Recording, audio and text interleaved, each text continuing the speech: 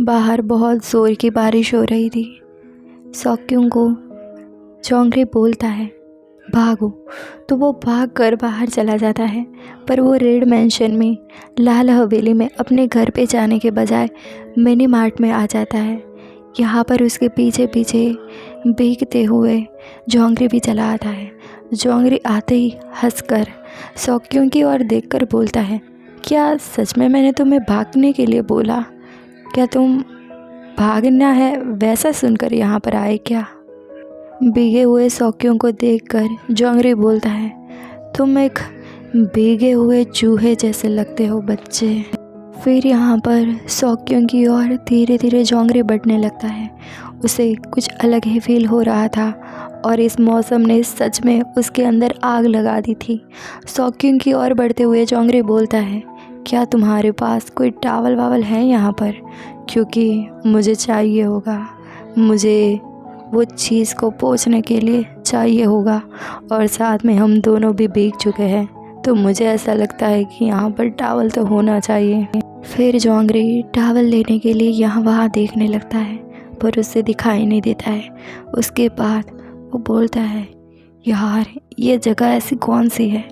उसके बाद सौक्यों की ओर देखकर वो बोलता है, वैसे मुझे ये बताओ, तुम्हारे पास टावल नहीं है और तुम भागकर यहाँ पर आ गए हो, यानी कि तुम चाहते थे कि मैं तुम्हारे पीछे पीछे आऊँ। अब मुझे ये बताओ कि तुम मुझे ऐसी गंदी जगह पर लाने के लिए कैसे भुगतान करोगे? हाँ, कभी कभार तो जोंगरी की बातें इतनी ज़्यादा उलझने वाली थी, इतनी ज़्यादा पहेलियों वाली थी कि समझ में ही नहीं आता था सौक्यों के कि वो उसका क्या आंसर दे। इसीलिए वो वहाँ पर ही खड़ा रहता है। अब तो उसकी बॉडी धीरे धीरे वाइब्रेट करने लगती है क्योंकि उसे बहुत ज़्यादा ठंड लग रही थी। वो बहुत ज़्यादा भीग चुका था। मन ही मन में सौक्यों सोचता है, कितने दिन हो गए, मैं जब से जन्मा हूँ मैं यहीं पर रहता हूँ और इस जगह पर सिर्फ थोड़ी देर के लिए लाने के लिए जोंगरी मुझसे भुगतान मांग रहा है, यानी कि ये जगह उसे बिल्कुल भी क्या पसंद नहीं आई। मैं जानता हूँ कि वो बहुत बड़े विला में रहता है, तो शायद हो सकता है उसके लिए ऐसी जगह बहुत ज़्यादा गंदी घिनौनी होगी। शायद मुझे भागकर यहाँ पर नहीं आना चाहिए था।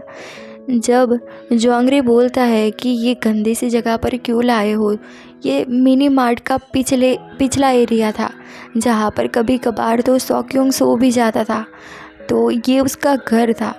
तो यहाँ पर वो अपने आप को बहुत ज़्यादा छोटा समझ रहा था, बहुत छोटा महसूस करता है वो जोंगरी के सामने। सौक्यों मन में सोचता है, मेरे पेरेंट्स के अनुसार इस जगह के बाहर सफल और ऊंच पद के रोलर्स हुआ करते थे।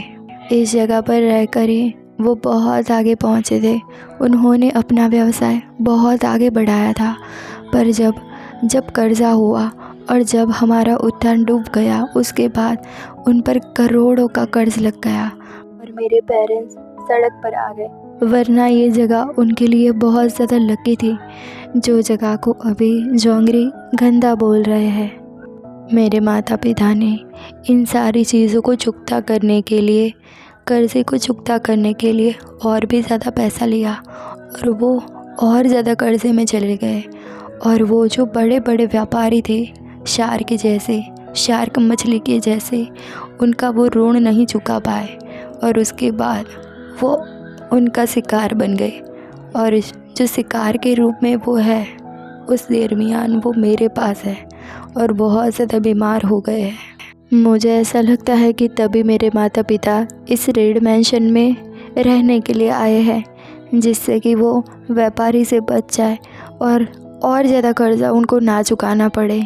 शायद इसीलिए वो ये लाल हवेली में रहने के लिए आए हैं। मैंने जब से जन्म लिया है तब से मैं इसी जगह पर रहता हूँ और इस जगह ने मुझे और मेरे माँ बाप को बहुत कुछ दिया है, तो मैं इस जगह को नहीं भूल सकता।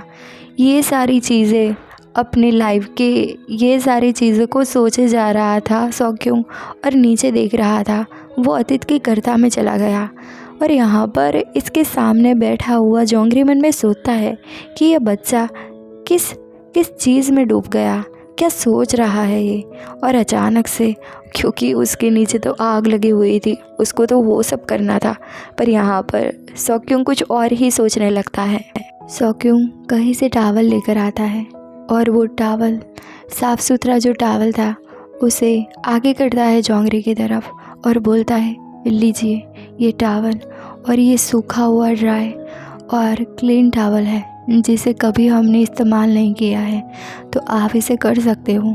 तो यहाँ पर हंसते हुए जोंगरी बोलता है, अच्छा तो तुम इस छोटे से बक्से जैसे घर में फिट हो जाते हो क्या?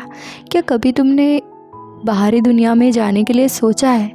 मैंने तो कई सारे ऐसे लोग देखे हैं जो बाहरी दुनिया में, यानी लाल हवेली के बाहर जो दुनिया है, वहाँ पर जाने के लिए तत्पर रहते हैं। मैंने तो कई सारे लोग ऐसे देखे हैं। क्या कभी तुम्हें ऐसा मन नहीं हुआ क्या? उदास सा सॉक्योंग मन में सोचता है, ये मुझे पूछ रहे हैं कि कभी मैंने कोई विश की है बाहरी दुनिया में जाने की। अरे मैं खुद ही सोचता हूँ कि मैंने कभी किसी चीज़ के लिए विश ही नहीं किया है। मैंने कभी ऐसा सोचा ही नहीं है कि मुझे कुछ करना है, कुछ चाहिए। मैंने बस आशा रखी है कि दूसरे दिन मैं ज़िंदा तो हूँ ना। क्या ज़िंदा रहने के लिए मैंने आशा की है। झिझकते हुए सॉक्योंग बोलता है, मैंने कभी इस बारे में कभी सोचा ही नहीं है। ऐसे विचार मेरे दिमाग में कभी नहीं आए हैं। वैसे इस जगह ने हमें बहुत कुछ दिया है। यहाँ पर हमारा घर है, मेरे माता पिता यहाँ पर रहते हैं, इसीलिए इन सारी बातों में मैंने कभी दिलचस्पी ही नहीं ली है। तो फिर कब से तुम किस बारे में सोच रहे हो? हाँ, ये बोलता है जोंगरी सॉक्योंग को और बोलता है, कब से तुम यहाँ पर खड़े रहकर कुछ सोचे जा रहे थे, तो मुझे ऐसा लग रहा था कि इस जगह को छोड़ के कैसे भागा जाए बाहरी दुनिया में, उसके बारे में सोच रहे थे।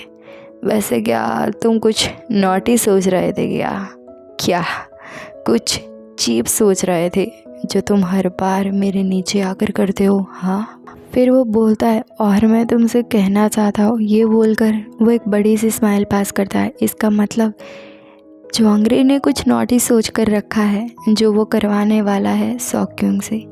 सॉक्योंग मन में सोचता है, शायद अभी नहीं सोच रहा हूँ, पर ये सच बोल रहे हैं। मैंने कई बार इनके बारे में बहुत कुछ सोच रखा है जो कि ना मैं मुँह से बोल पा रहा हूँ, और करने की बात तो बड़ी दूर की है, वो तो मैं नहीं।